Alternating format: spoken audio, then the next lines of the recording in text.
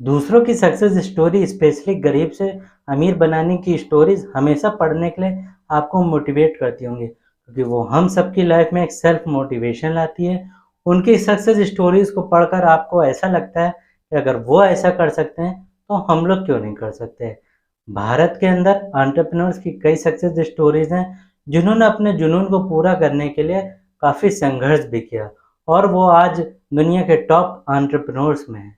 उनका focus, hard work और never give up के फॉर्मूले के साथ साथ लक ने उन्हें लाइफ में सक्सेसफुल बना दिया। इस वीडियो के अंदर आपको टॉप सक्सेसफुल एंटरप्रेन्योर्स की जर्नी के बारे में बताएंगे, और ये भी बताएंगे कि कौन से उनके ऐसे सीक्रेट्स रहे हैं जिसकी वजह से वो एक मिडिल क्लास फैमिली में पैदा होने के बावजूद आज टॉप एंटरप्रेन्योर्स में उनका नाम आता है।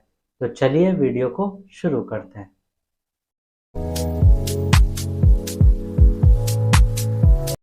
सक्सेस कभी भी जल्दी नहीं मिलती है, उसके लिए आपको दिन रात एक करना पड़ता है। कभी कभी तो सक्सेस के रास्ते में आपको जिग जैग जैसे ब्रेकर्स भी मिलते हैं जो आपको तोड़ना चाहते हैं। अगर आप उनसे डर गए और पीछे हट गए तो आप जरूर फेल हो जाएंगे, और अगर उस जिग जैग वाले रास्ते को आप क्रॉस कर गए तो एक स्टेप आप अपनी सक्सेस के और क्लोज चले जाएंगे। सक्सेस एक पेड़ की तरह होती है, जैसे एक छोटे से पेड़ को ग्रो होने के लिए पानी और सनलाइट की नीड होती, बस उसी तरह सक्सेस में राइट डायरेक्शन में हार्ड वर्क और टाइम चाहिए होता है। ओवरनाइट सक्सेस कभी नहीं मिलती। आज के वीडियो के अंदर आपको कुछ सक्सेसफुल एंटरप्रेन्योर्स की सक्सेस स्टोरी के बारे में बताएंगे। वो न केवल आपको इंस्पायर करेगी बल्कि उन लोगों के एक लाइफ लेसन है जो एंटरप्रेन्योर बनना चाहते हैं। तो चलिए फिर आगे बढ़ते हैं। तो एंटरप्रेन्योर्स की सक्सेस स्टोरी में सबसे पहले बात करते हैं सचिन बंसल और बिनी बंसल की जर्नी के बारे में। अभी तक के इंडियन एंटरप्रेन्योर्स में से भारत के पहले सफल सबसे कम उम्र के एंटरप्रेन्योर बिनी बंसल और सचिन बंसल है, जिनको अदर एंटरप्रेन्योर्स के सक्सेस स्टोरीज के कंपैरिजन में सबसे बेस्ट स्टोरी माना जाता है। फ्लिपकार्ट की शुरुआत सचिन बंसल और बिनी बंसल ने की थी। उन्होंने इंडियन कंज्यूमर्स को ऑनलाइन बुक्स खरीदने के लिए एक हैसल फ्री और रिलायबल प्लेटफॉर्म देने के गोल से कंपनी की शुरुआत की थी। शुरुआत में बेंगलुरु में 2 बेडरूम वाले अपार्टमेंट्स ऑपरेट करते हुए फाउंडर्स ने पैकेजिंग से लेकर डिलीवरी तक दोनों ने खुद की। सचिन बंसल और बिनी बंसल फ्लिपकार्ट को शुरू करने से पहले अमेजोन में वर्क करते थे। अपनी शुरुआती सफलता से इंस्पायर होकर फ्लिपकार्ट ने बुक्स से हटकर ऑफर्स का तेजी से एक्सपेंशन किया और इलेक्ट्रॉनिक्स, फैशन और घरेलू अप्लायंसेज जैसे दूसरे प्रोडक्ट्स की कैटेगरीज में कदम रखा। इस डाइवर्सिफिकेशन स्ट्रेटजी ने फ्लिपकार्ट को कंप्रेहेंसिव कस्टमर बेस तक पहुंचने और ऑनलाइन शॉपिंग के लिए वन स्टॉप डेस्टिनेशन के रूप में अपनी स्थिति मजबूत करने में मदद की। फ्लिपकार्ट की सक्सेस का क्रेडिट कस्टमर एक्सपीरियंस को बढ़ाने के लिए इनोवेशन और टेक्नोलॉजी के बेहतरीन इस्तेमाल करने पर उसके फोकस को दिया जा सकता है। कंपनी ने cash on delivery payment option की शुरुआत की, जिसने कैश बेस्ड इकोनॉमी को ऑनलाइन बायर्स की चिंता को कम किया। फ्लिपकार्ट ने रिकमेंडेशन को पर्सनलाइज करने और लॉजिस्टिक्स और सप्लाई चेन ऑपरेशंस को मैनेज करने, समय पर डिलीवरी करने के लिए मशीन लर्निंग का यूज़ किया। फ्लिपकार्ट को एक्सपेंड करने के लिए और इंटरनेशनल ई कॉमर्स कंपनियों के साथ कॉम्पिटिशन करने के लिए फ्लिपकार्ट ने कैपिटल फर्म्स और वर्ल्ड कॉर्पोरेशन से इन्वेस्टमेंट लिया। 2010 में कंपनी ने एक्सेल पार्टनर से फंडिंग हासिल की। इसके बाद टाइगर ग्लोबल मैनेजमेंट और अदर इन्वेस्टमेंट से फंडिंग ली। 2012 में यूनिकॉर्न स्टार्टअप बन गया। 2018 में फ्लिपकार्ट तब और पॉपुलर हुआ जब वॉलमार्ट ने इसमें मेजॉरिटी स्टेक्स ले लिए। उस वक्त कंपनी का वैल्यूएशन $16 बिलियन पहुंच गए। आज फ्लिपकार्ट भारत में सक्सेसफुल स्टार्टअप में से एक पहुंच चुका है। एंटरप्रेन्योर सक्सेस स्टोरी में हम बात करेंगे एक ऐसे फाउंडर के बारे में जिन्होंने इंडिया के अंदर फूड मार्केट को बिल्कुल चेंज करके रख दिया। तो आज हम बात कर रहे हैं स्विगी के फाउंडर्स राहुल जमेनी, नंदन रेड्डी एंड श्रीहर्ष मजेटी के बारे में। सभी बिजनेसमैन में राहुल जमेनी, नंदन रेड्डी और श्रीहर्ष मजेटी 3 मोस्ट सक्सेसफुल और यंग इंडियन एंटरप्रेन्योर्स में रहे हैं। उन 3 की स्टोरी को आइडियल एंटरप्रेन्योर की सक्सेस स्टोरीज में से एक माना गया है। उन तीनों ने एक लॉस मेकिंग आइडिया से 4000 करोड़ की कंपनी बना दी। दरअसल 2 दोस्त राहुल और श्रीहर्ष मजेटी जो कि बिट्स पिलानी में एक साथ पढ़ते थे। राहुल ने लंदन में बैंक की नौकरी भी की, लेकिन मन नहीं लगा तो भारत वापस लौटा और अपने दूसरे साथी श्रीहर्ष मजेटी के साथ मिलकर अपना बिजनेस शुरू करने की सोची। दोनों ने काफ़ी रिसर्च किया कि क्या किया जाए। कई दिनों तक रिसर्च करते रहे, जिसके बाद उन्होंने अपना लॉजिस्टिक का बिजनेस शुरू किया। 1 साल बीत रहा था लेकिन अभी तक उनको कोई भी प्रॉफ़िट नहीं मिल रहा था। परेशान होकर दोनों ने उस बिज़नेस को बंद करने का सोचा। फिर से दोनों ने एक मार्केट रिसर्च शुरू की, सोच रहे थे कि वह कौन-सा बिज़नेस आइडिया चुनें जो उनका ड्रीम पूरा कर सके। जब उन्होंने पाया कि इंडिया के अंदर फूड डिलीवरी का स्कोप अच्छा खासा हो सकता है, तब उन दोनों ने मैनेजमेंट को अच्छी तरह जानते थे लेकिन टेक्निकल ज्ञान इतना उनका स्ट्रॉन्ग नहीं था। इसलिए उन्होंने अपने तीसरे दोस्त नंदन रेड्डी को अपने साथ जोड़ा, जो कि कोडिंग में महारत हासिल किए हुए थे। फिर क्या, तीनों ने मिलकर स्विगी कंपनी 2014 में बेंगलुरु शुरू कर दी। कंपनी शुरू करने के 1 महीने में उनके पास सिर्फ 5 डिलीवरी बॉय और 12 रेस्टोरेंट साथ में थे। देखते ही देखते 1 साल में इन्होंने 500 रेस्टोरेंट्स अपने साथ जोड़ लिया और सक्सेस हासिल की। इसके बाद 2016 में एंट्री होती है जियो की, जिसने भारत के टेलीकॉम सेक्टर में एक नई क्रांति ला दी। हर कोई अब ऑनलाइन सर्च के साथ यूट्यूब देखना पसंद कर रहा था। इसी ट्रेंड ने स्विगी को रॉकेट जैसी स्पीड दी। इसी तेजी को देखते हुए तीनों ने स्विगी का ऐप भी लॉन्च कर दिया। इसके बाद तो कंपनी ने कभी पीछे मुड़कर देखा ही नहीं। कंपनी के भविष्य को देखते हुए $2 मिलियन की फंडिंग भी हासिल की। 2018 में $100 मिलियन फंडिंग लेने के बाद स्विगी यूनिकॉर्न स्टार्टअप बन गया और आज स्विगी की वैल्यूएशन $12.7 मिलियन पहुंच चुकी है। एंटरप्रेन्योर सक्सेस स्टोरी में अब बात करेंगे एक ऐसे फाउंडर के बारे में जो तमिलनाडु के एक छोटे से गांव में रहकर अपने हार्ड वर्क और डिटर्मिनेशन के बदौलत $1 मिलियन कंपनी खड़ी कर दी। जब श्रीधर अमेरिका की अच्छी खासी जॉब छोड़कर भारत लौटे तो उनके रिलेटिव हैरान रह गए थे। उन्होंने श्रीधर को खूब समझाया लेकिन श्रीधर ने किसी की बात नहीं सुनी। श्रीधर बैम्बू ने सोच लिया था कि वे भारत में रहकर अपना बिजनेस डालेंगे और कुछ समय बाद ही इस इंजीनियर ने लोगों को गलत साबित कर दिया।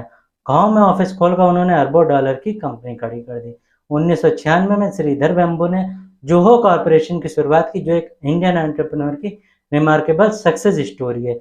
छोटी उम्र से ही उनमें टेक्नोलॉजी के लिए पैशन था, जिसके कारण उन्होंने 1989 में आईआईटी मद्रास से इलेक्ट्रिकल इंजीनियरिंग की पढ़ाई की और बाद में यूएसए से पीएचडी की डिग्री ली। 1996 में श्रीधर बैम्बू ने एक टीम के साथ मिलकर स्मॉल और मीडियम बिजनेसेस के लिए अफोर्डेबल सॉफ्टवेयर बनाने के विजन से जोहो कॉर्पोरेशन की शुरुआत की। जब उन्होंने सॉफ्टवेयर बनाना शुरू किया तब उनका नाम एडवेंट नेट रखा था। 2009 में इससे चेंज करके जोहो कॉर्पोरेशन कर दिया। लिमिटेड रिसोर्सेज के बावजूद श्रीहर बैम्बू ने बिजनेस को बूस्ट स्ट्रैप चलाया, अपना खुद का इंफ्रास्ट्रक्चर बनाया और खुद ही कोडिंग की। जोहो को सक्सेस उसके कस्टमर सेंट्रिक अप्रोच, फीडबैक्स और यूजर की नीड के अकॉर्डिंग अपने प्रोडक्ट्स को इम्प्रूव करने से मिली है। आज जोहो दुनिया भर में लाखों यूजर्स को सर्विस प्रोवाइड करता है। श्रीधर बैम्बू की साइकिल के साथ कई फोटोज भी हैं। जोहो कॉर्पोरेशन के को-फाउंडर और सीईओ बैम्बू साइकिल का काफी यूज करते हैं। जोहो का रेवेन्यू अब तक $1 अरब यानी 8300 करोड़ पहुंच चुका है। एंटरप्रेन्योर की सक्सेस स्टोरी में अब बात करेंगे ओयो के फाउंडर रितेश अग्रवाल के बारे में। रितेश अग्रवाल ने हार्ड वर्क और अपने डेडिकेशन से जो किया वो आज हम सबके सामने है। ओयो रूम्स के फाउंडर रितेश अग्रवाल कभी सड़कों पर सिम कार्ड बेचा करते थे, आज वो करोड़पति है। दुनिया के 80 देशों में 800 शहरों में रितेश अग्रवाल का होटल बिजनेस है और उनकी नेटवर्थ करीब $1.1 अरब है। रितेश अग्रवाल के माता पिता चाहते थे कि उनका बेटा अच्छी एजुकेशन हासिल करे, लेकिन रितेश अग्रवाल एंटरप्रेन्योर बनने का सपना देख रहे थे। रितेश अग्रवाल आगे की पढ़ाई के लिए दिल्ली चले गए। दिल्ली में रितेश ने Indian school of business academy में एडमिशन लिया, लेकिन उनके माइंड में कुछ और ही चल रहा था और उन्होंने बीच में पढ़ाई छोड़ दी।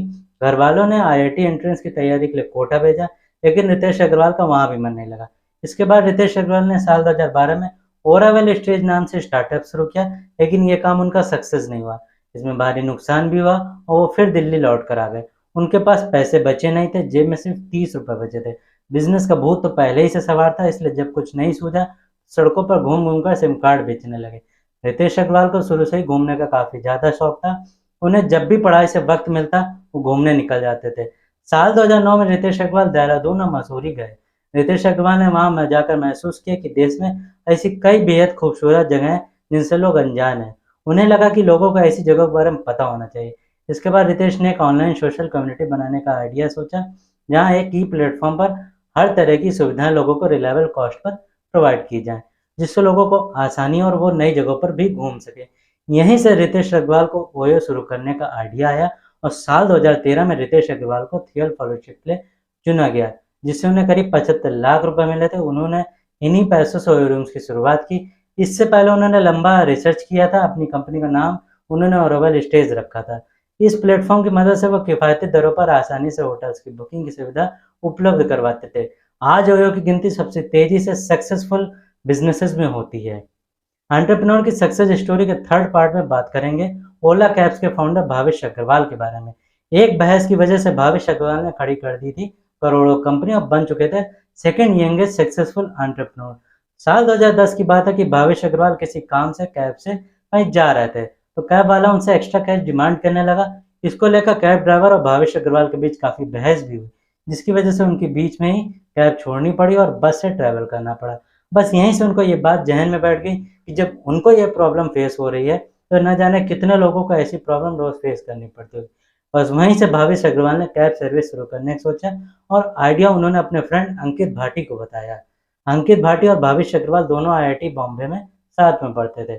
साल 2010 में उन्होंने अपने दोस्त के साथ मिलकर ओला कैब्स की शुरुआत कर दी। आइडियाज भी था उनके पास और उनको साथ भी मिल गया। अब बस उन्हें बिजनेस को एक्सपेंड करने के लिए जरूरत थी फंडिंग की। तो भावेश अग्रवाल ने अपना आइडिया इन्वेस्टर्स को सुनाया और देखते ही देखते 26 राउंड में भावेश को 32,000 करोड़ रुपए का इन्वेस्टमेंट मिल गया, जिसमें शार्क टैंक के अनुपम मित्तल भी शामिल थे। आइडिया जबरदस्त था, तो फंडिंग में भी कोई दिक्कत नहीं हुई। फंडिंग मिलने के बाद भावेश अग्रवाल ने अपने दोस्त के साथ मिलकर ऐप को लॉन्च किया। देखते ही देखते इस ऐप को 6 महीने में लाखों डाउनलोड्स मिल गए और आज ओला कंपनी भारत के 7% कैब मार्केट को कवर कर चुकी। 2019 में ओला ने सॉफ्ट बैंक से $250 मिलियन की फंडिंग रेज की और यूनिकॉर्न स्टार्टअप बन गया। इसके बाद शुरू होता है इलेक्ट्रिक व्हीकल का खेल, यानी गवर्नमेंट वाहन पोर्टल के अकॉर्डिंग ओला इलेक्ट्रिकल व्हीकल ने टू व्हीलर मार्केट में टॉप पोजीशन पर है और अभी तक 52% मार्केट शेयर कैप्चर भी कर चुका है। अब बात करेंगे एंटरप्रेन्योर सक्सेस स्टोरी में एक ऐसे फाउंडर के बारे में जिसने सिर्फ 10 साल के अंदर 95,000 करोड़ की कंपनी खड़ी कर दी। गिरीश मात्र भूतम की कहानी शून्य से शिखर तक पहुंचने की एक दास्तान है। छोटी सी शुरुआत से उन्होंने 10 साल के अंदर एक सॉफ्टवेयर कंपनी बनाने का सफर तय किया। 2010 में गिरीश मात्र भूतम ने शान कृष्णस्वामी के साथ फ्रेश वर्क कंपनी की शुरुआत चेन्नई में की थी। अभी अमेरिका बेस्ड कंपनी है। फ्रेश वर्क को पहली फंडिंग 2011 में मिली थी। एसएल ने इसमें $10 लाख इन्वेस्ट किया था। उन्होंने साल 2021 में न्यूयॉर्क स्टॉक एक्सचेंज में ब्लॉकबस्टर आईपीओ के जरिए $1 मिलियन रेज किया, बल्कि अपने 500 एम्प्लॉयज को रातों रात करोड़पति भी बना दिया था। गिरीश मद्र भूतम के जीवन में संघर्ष और चुनौतियों की दस्तक काफी जल्दी आ गई थी। जब ये 7 साल के थे तो उन्होंने अपने माता पिता को अलग होते हुए देखा था। उनका मानना था कि इंसिडेंट ने उन्हें समय से पहले ही मैच्योर और सेल्फ डिपेंडेंट बना दिया था। उनके आगे के जीवन में अनसक्सेसफुल स्टार्टअप्स भी हुए। अपनी कंपनी शुरू करने से पहले उन्होंने अमेरिका में एचसीएल और जोहो सहित कई कंपनियों में काम भी किया था। गिरीश मात्र भूतम की कंपनी का रेवेन्यू 8 साल के अंदर 0 से $100 मिलियन पहुंच गया और यहाँ से अगले 1.5 साल में $200 मिलियन की कंपनी बन गई। फ्रेशवेयर के पास आज 50,000 से ज्यादा कस्टमर्स है। कंपनी का business model up market sales और उसके प्रोडक्ट पर बेस्ड है। फ्रेशवेयर के अकॉर्डिंग बिजनेस सॉफ्टवेयर कॉस्टली होते हैं और साथ ही इसे यूज करना भी आसान नहीं होता है। फ्रेशवर्क रेडी टू गो सॉफ्टवेयर बनाती जिसे यूज करना इजी है। फ्रेशवर्क का रेवेन्यू $165.1 मिलियन पहुंच चुका है। सक्सेसफुल एंटरप्रेन्योर बनने के लिए skills, hard work, smart work और स्ट्रेटेजी बिल्ड करना आना चाहिए। मोस्ट इंपॉर्टेंट यह है कि आपको मार्केट प्रॉब्लम्स को और अपॉर्चुनिटी को समझना होगा। अपने गोल्स, ऑब्जेक्टिव्स और टारगेट मार्केट के तरीकों से बिजनेस स्ट्रेटेजी बनाना आना चाहिए। ये स्ट्रेटेजी आपके बिजनेस को बिल्ड करने में एक रोड मैप की तरीके पर करेगी। सक्सेसफुल एंटरप्रेन्योर बनने के लिए मार्केट कंडीशंस, इंडस्ट्री डेवलपमेंट्स के बारे में अवेयर रहना चाहिए। एंटरप्रेन्योर्स को रिस्क लेते रहना चाहिए और अपने फेलियर से सीखते रहना चाहिए। मिस्टेक्स और फेलियर से आपको वो लर्निंग एक्सपीरियंस मिलेगा जो कि आप अपनी फर्स्ट टाइम सक्सेस से भी नहीं हासिल कर सकते। ऐसे लोगों के साथ रहें जो आपके विजन्स को समझते हैं और आपके गोल्स को रियलिटी में कन्वर्ट करने में आपकी हेल्प करते हैं। Discipline, time management, work priority must है एक सक्सेसफुल एंटरप्रेन्योर बनने के लिए। एट द एंड इतना ही ध्यान रखें कि ग्रोथ माइंडसेट आपको चैलेंजेस से निकलने, फेलियर से सीखने में हेल्प करता है। एंटरप्रेन्योरशिप सक्सेस की एक ऐसी जर्नी है जिसमें आप अप एंड डाउन्स आते रहेंगे, फेलियर भी आएगा, रिस्क भी लेना पड़ेगा। बस आपको इतना करना है कि फोकस रहना है, स्ट्रेटेजी बनाने फोकस करना है। आई होप आपको एंटरप्रेन्योरशिप सक्सेस स्टोरी का ये वीडियो पसंद आया होगा और इनकी जर्नी से आपको अपने लिए काफ़ी लाइफ लेसन्स भी सीखने को मिलेंगे। ऐसे इन्फॉर्मेटिव वीडियोस पाने के लिए हमारे चैनल को सब्सक्राइब कीजिए। अगर आपके पास भी कोई ऐसी स्टोरी है तो आप हमें बता सकते हैं, या फिर आप चाहते हैं कि हम उसके ऊपर वीडियो बनाएं तो आप कमेंट सेक्शन में बता सकते हैं।